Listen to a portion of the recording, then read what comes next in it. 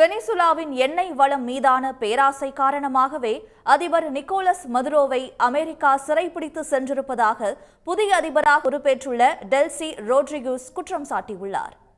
அமெரிக்காவுக்குள் போதைப்பொருள் கடத்த வெனிசுலா அதிபர் நிக்கோலஸ் மதுரோ ஆதரவு அளித்து வருவதாக அதிபர் டிரம்ப் நீண்ட காலமாக குற்றம் சாட்டி வந்தார். இதையடுத்து கடந்த மாதம் கரீபியன் கடல் பகுதிக்கு அமெரிக்க போர்க்கப்பல்களை அவர் அனுப்பி வைத்தார். இந்நிலையில் புத்தாண்டின் முதல் நாளிலேயே வெனிசுலாவை நாலாபுரமும் சுற்றி வளைத்து அமெரிக்க விமானப்படை திடீரென சரமாரியாக தாக்குதல் நடத்தியது.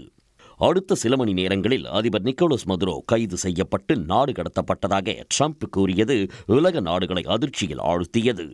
மேலும் தற்காலிகமாக வெனிசுலாவை அமெரிக்காவே நிர்வகிக்கும் என்றும் அவர் அறிவித்தார். ட்ரம்பின் நடவடிக்கைக்கு எதிராக வெனிசுலாவில் போராட்டங்கள் வெடித்துள்ள நிலையில் ரஷ்யா, கியூபா, ஈரான், கொலம்பியா உள்ளிட்ட பல்வேறு நாடுகள் அமெரிக்காவுக்கு கண்டனம் தெரிவித்துள்ளன. இந்நிலையில் நிக்கோலஸ் மதுரோவின் ஆதரவுடன் வெனிசுலாவில் இருந்து அமெரிக்காவுக்கு போதைப் பொருட்கள் கடத்தப்படுவதாக கூறப்படும் குற்றச்சாட்டுகள் முற்றிலும் பொய்யானவை என்றும் தங்கள் நாட்டின் எண்ணெய் வளத்தை குறிவைத்தே அமெரிக்கா செயல்பட்டு வருவதாகவும் தற்காலிக அதிபராக பொறுப்பு ஏற்றுள்ள டெல்சி ரோட்ரிகஸ் கூறியுள்ளார்.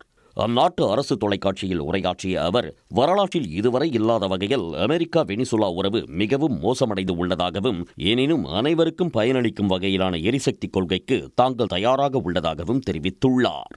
இதனிடையே அமெரிக்கா மேற்கொண்ட ராணுவ நடவடிக்கையின் போது 100க்கும் மேற்பட்டோர் உயிரிழந்ததாக வெனிசுலாவின் உள்துறை அமைச்சர் டியாஸ்டாடோ கேபெல்லோ அதிகாரப்பூர்வமாக தெரிவித்துள்ளார். மேலும் இந்த தாக்குதலின் போது நிக்கோலஸ் மதுரோவுக்கு காலிலும் அவரது மனைவி சிலியாவுக்கு தலையிலும் காயம் ஏற்பட்டதாகவும் அவர் கூறினார். உடனுக்குடன் செய்திகளை தெரிந்து கொள்ள சன் நியூஸ் பெல் ஐகானை கிளிக் பண்ணுங்க.